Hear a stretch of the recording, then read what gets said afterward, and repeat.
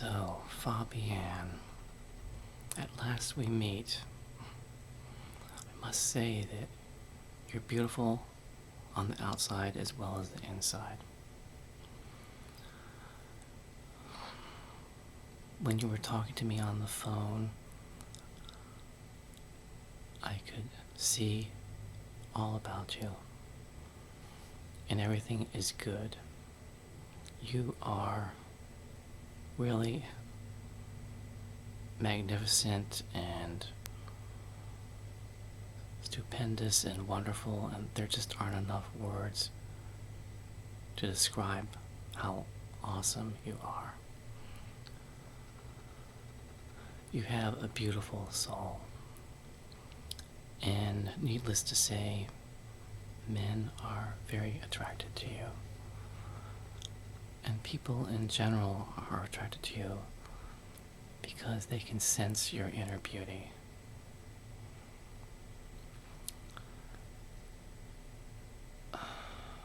And you probably don't even realize this, but you are powerful. And by powerful, I don't mean physically powerful. You are spiritually powerful, and you can move mountains with the strength of your soul.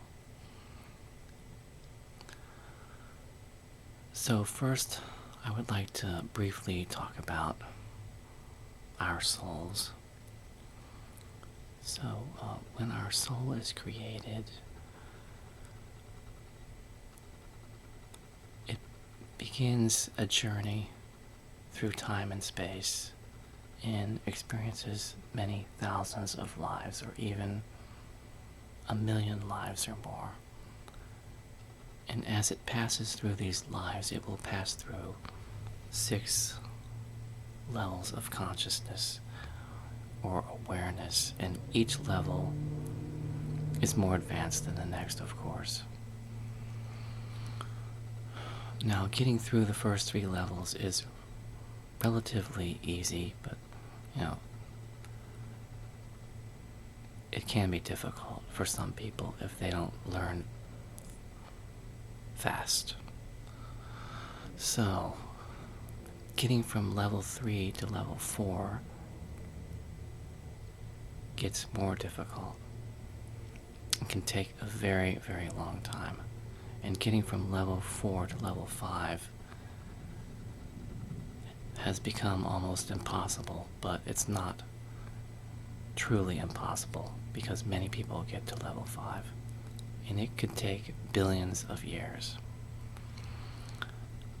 And then getting to level 6 from level 5 is almost insurmountable, but again, it's not impossible, and many souls have reached level 6, and that is a good place to be, because at level 6, you do not have to reincarnate into a physical body anymore, and you are done with all your cycles of life. Which brings us to you. So let's come back down to earth right now and talk about you. You are a very old soul. You are 11 billion years old, and you are on level 6. And you reached level 6 2 billion years ago. So you must be thinking, well, if I'm on level 6, well, why am I here alive right now and living this life? But that's the reason is because you voluntarily chose to live 12 lives on this earth, spread out over a period of 10,000 years, in order to help the people on this earth. And as you know, the people on this earth need a lot of help. They definitely need a lot of help.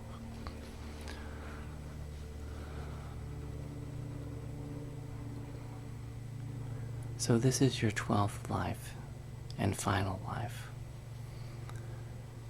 And after this life, you will be in a non-physical spirit form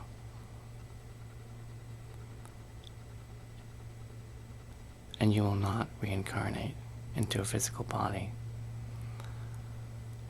And you will be helping the multitudes of souls to reach their ultimate goal of higher consciousness.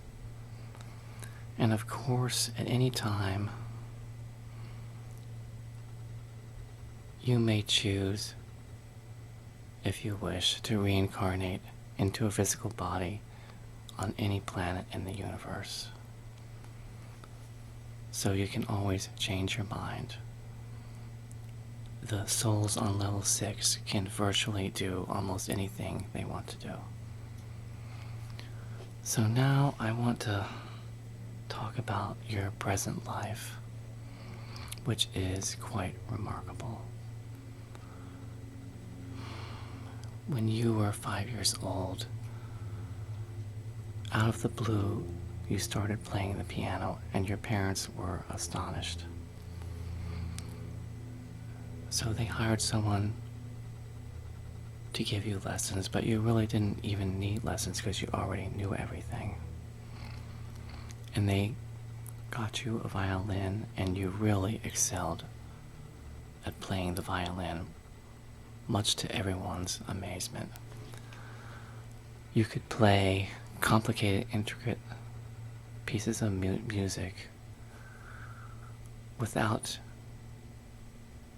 even looking at music. Somehow you knew how to play this music. And by age 7, miraculously, you were playing the first violin with the Boston Philharmonic Orchestra. And it was quite a sight. A little 7-year-old girl standing on a box, playing the violin perfectly. You were playing very complex pieces of music. And needless to say, you received standing ovations. And many people would be crying at your performances because they were so stunned that such a little girl could be so gifted. Well, unfortunately, your parents pushed you to practice every day, and you were just a little girl, and this put tremendous stress on you. And you tried to tell your parents that you didn't need to practice. You already knew the pieces of music. You were already perfect, and you already knew how to play them. But they did not listen, so eventually they drove you away from your music, and you stopped playing the violin, and you stopped performing in the orchestra, much to everyone's disappointment. But I see you playing the violin again in the near future, and you will be performing in front of audiences again, which is a wonderful thing. So now, I would like to talk about 2 other remarkable lives of yours on this earth. So let's go back to the 1400s, where you were a young woman in France. And you did not focus on music in that life. You were Joan of Arc. Yes, you were Joan of Arc.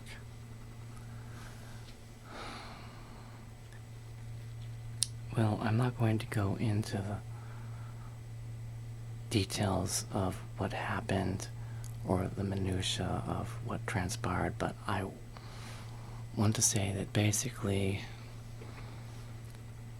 in 1429 you cut your hair very short, and you were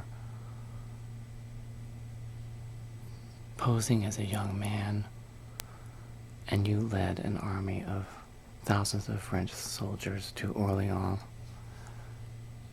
and you defeated the English soldiers who had been fighting France for many years. and it was quite a victory, and you were a hero.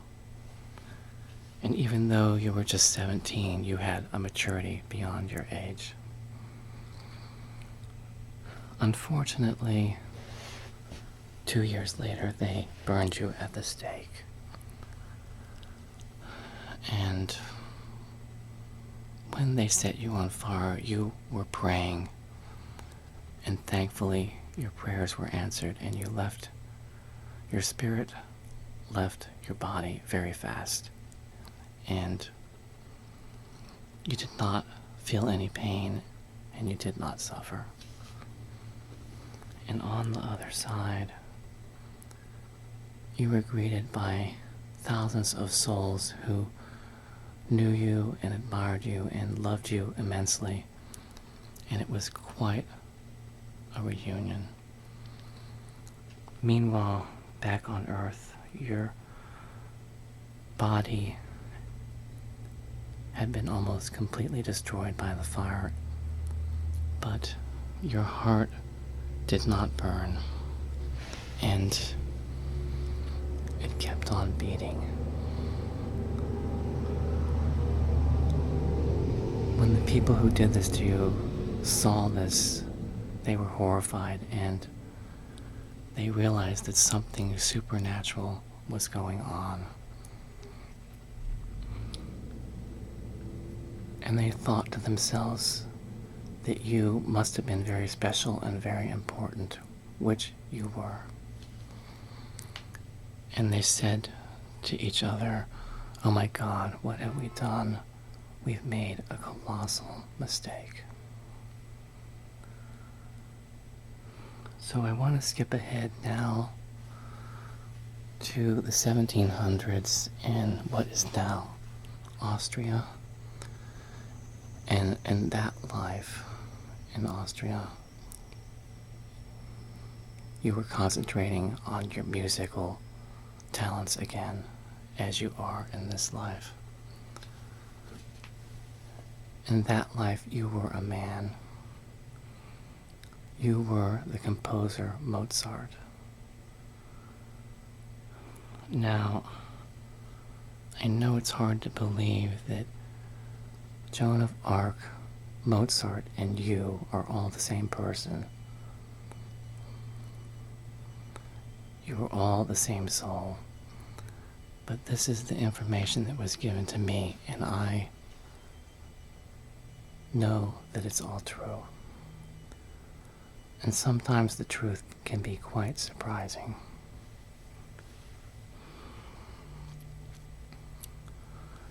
So, anyway, we all know that Mozart was extremely gifted, and he was also a child prodigy. And I should say, you were a child prodigy.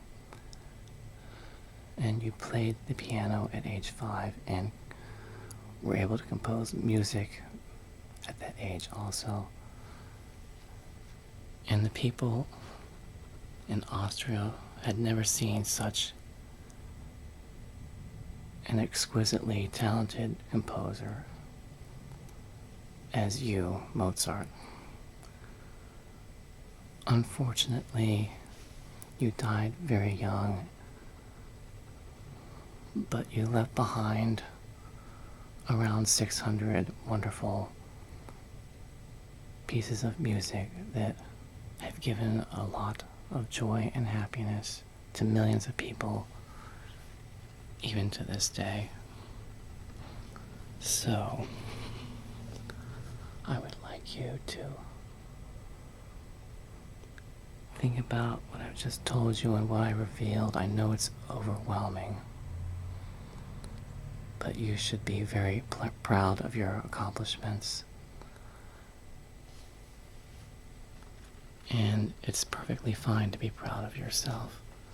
And it's perfectly fine to love yourself.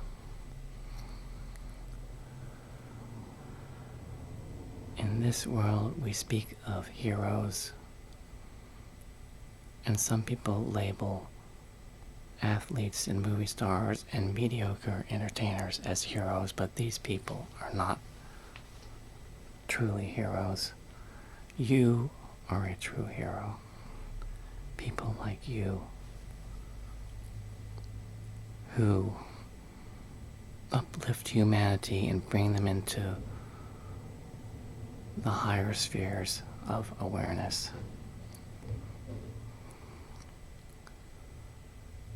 And it really has been an honor to meet you, and I'm glad you came here today. And frankly, you and I are kindred spirits of sorts. We are a rare breed.